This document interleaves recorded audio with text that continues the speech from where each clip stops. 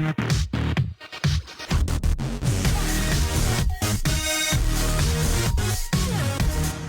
to Clone Collector Reviews. Today we are going to be taking a look at a very exciting figure, the Green Goblin from No Way Home. But before we take a look at the figure, let's take a quick look at the packaging. The packaging on this guy is pretty nice. It is plastic-free, which, me personally, I don't love plastic-free packaging, but you do have a decent picture of the figure. Spider-Man No Way Home.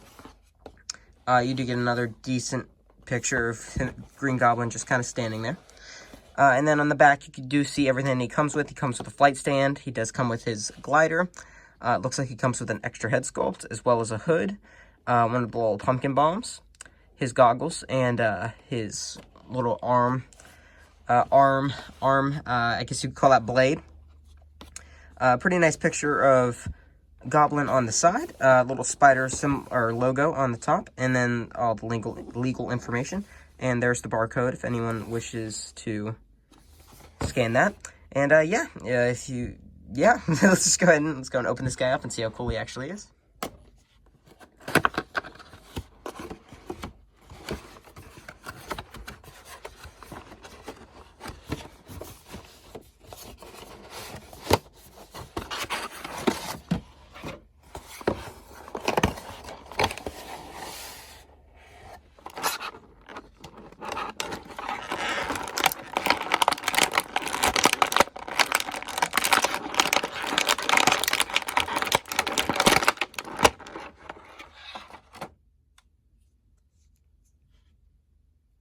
And here we have Green Goblin out of the package, and first impressions on this guy, or of this guy, are amazing.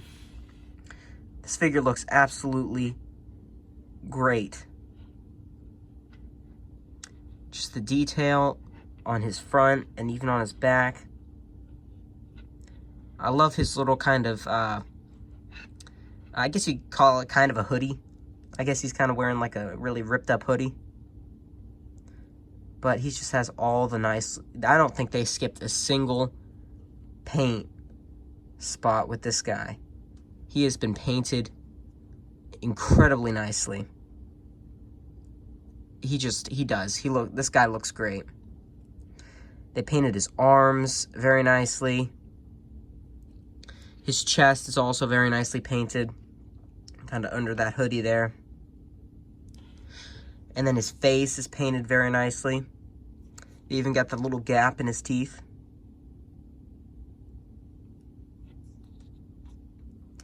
This figure just looks great. They even have his little arm blade that he used to stab Tobey Maguire Spider-Man with. Now, I would not recommend putting his pumpkin bomb in his hand unless you really want to display him with that, because it is kind of hard to get out of his hand once you stick it in there. But that does have a little paint spot on one side. It does look great. It's just a little hard to get out of his hand. I'm sure you could get that out with maybe like a plastic fork or something so it wouldn't break it. But yeah, this figure just looks absolutely amazing. Let's go ahead and take a quick look at his accessories, and we'll look at him a little bit more. And here we have the head sculpt without the hood and goggles, and it looks absolutely great. This looks great. Even the hair looks great. Just everything on this guy looks great. Now, for some reason, it's coming a little bit weird color on camera. It's not quite as almost sweaty looking as it is in real life. It's coming up a little weird on camera, but oh, there we go. That looks a little better. But yeah, that head sculpt looks great. Let's go ahead and take a quick look at his other accessories. I have the Goblin mask, and I don't believe he didn't wear this in the movie except for on the bridge, but we didn't really get to see him do much with that, and then he broke it pretty much immediately after that, so we didn't get to see him wearing the mask with this costume, but it is cool that they included it nonetheless, and it looks really good. Mine might be slightly warped. I'm not sure if it's how it's supposed to be, or it's slightly warped, but mine looks maybe a little bit smushed on the left side. It just looks slightly off. But other than that, I think it looks pretty good. The detail on it looks great. Yeah, this just looks amazing. But yeah, let's go ahead and move on to his next accessory. Now, actually, before I move on, I did want to show off the eyes. And the eyes are not translucent, they are painted. And you can kind of see in there the black paint. It is painted as kind of like a mesh, like in the movie, where he had kind of like a, like a mesh fabric over his mouth, and then there are his teeth. They are pretty nicely painted. And while this figure doesn't have a head on, I thought I'd show off a little bit more of his detail on his chest. He does have some very nice detail. Now, this is some stuff that you won't really see, because I'm sure most of us are going to be keeping on his kind of a hood thing here. But yeah, on to his next accessory. Here we have probably his best accessory, his glider. And this glider looks really good. It does come with a stand, which it does have a little ball here, which you can, or a little peg for the ball, and you can stick the ball onto it. And there are 3 different spots that you can plug into it. But before we get to that, let's take a quick look at the glider. The glider looks great. It's a really nice purple color. It has all the detail you really want and need out of the Green Goblin glider. Now, unfortunately, on mine, these front pieces are just slightly warped, which isn't, it doesn't look awful. It just doesn't look perfect. Just looks slightly off. On the underside, however, this looks really good. There's plenty of little pistons and other things. Now, these are very soft rubber, these missiles. There's plenty of little stuff. Now, they didn't paint everything like I'm sure there was in the movie. This was some sort of lights, so there was some green on it. But they did paint most of the stuff. They painted these little booster spots on the back, which look great.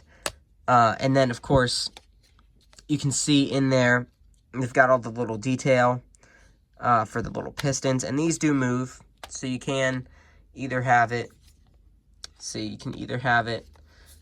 down like this, or you can have it out and up.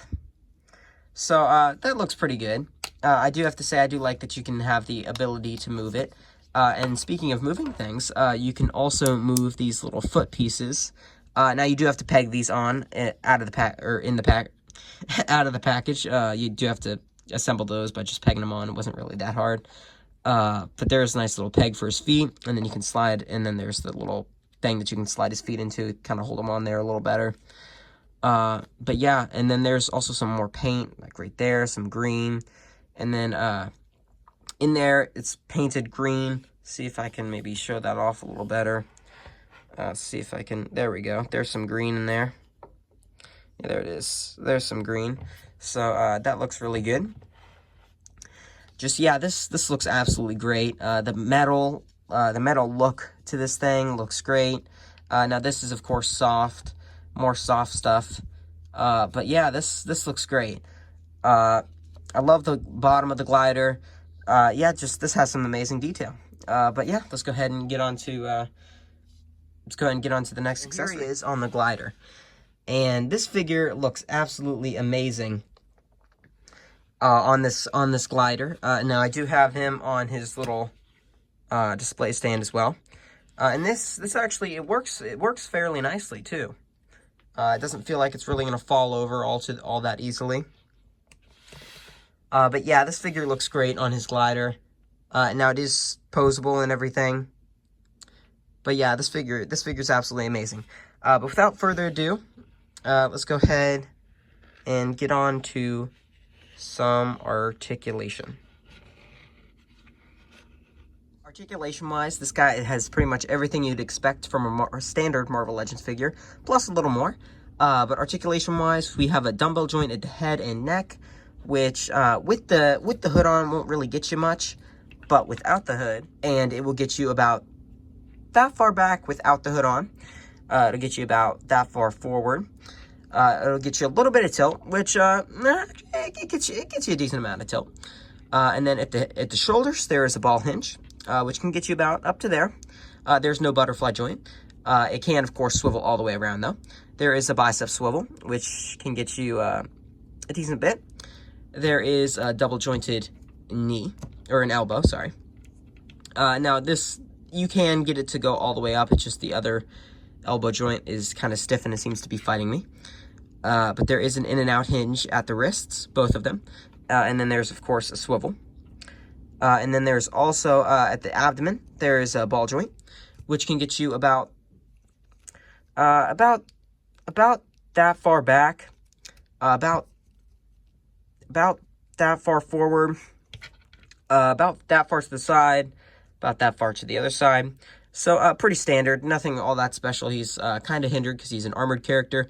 At the hips, now there are drop-down hinges, which is very nice, so you can get a little bit extra motion.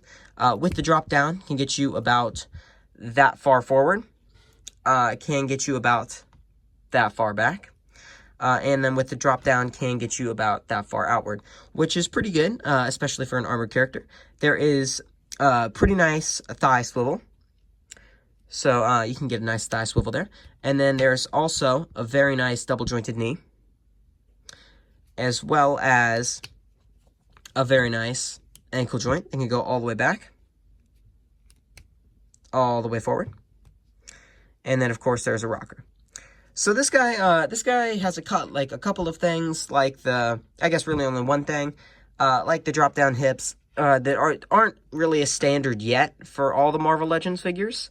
But there is just a couple of nice things. But let's go ahead and move on to final thoughts. And here we have some size comparisons. Here we have Green Goblin next to Spider-Man from Spider-Man No Way Home. Here we have Green Goblin next to Tobey Maguire's Spider-Man. Just for fun, might as well add in Spider-Man from Civil War and Iron Man Mark 46. Now, final thoughts of this guy are, this figure is very nice. Great paint, great detail, looks great, poses great, feels good.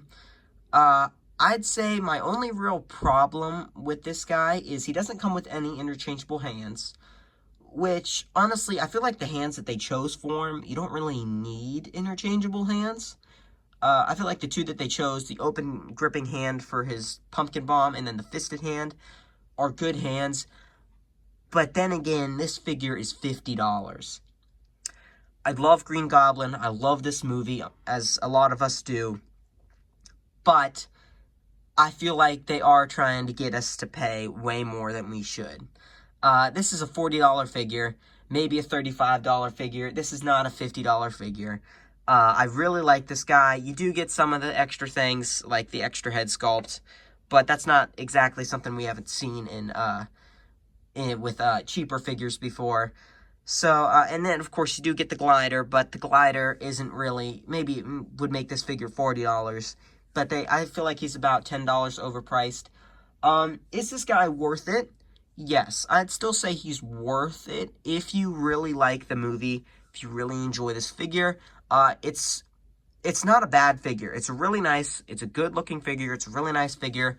I do feel like it is a little bit overpriced, but when it comes down to it, if you enjoyed the movie, if you like the movie, if you like the character, if you like the figure, it really just comes down to if you want to buy it now, maybe you want to buy it in a couple months I'm sure there's going to be a sale on this guy.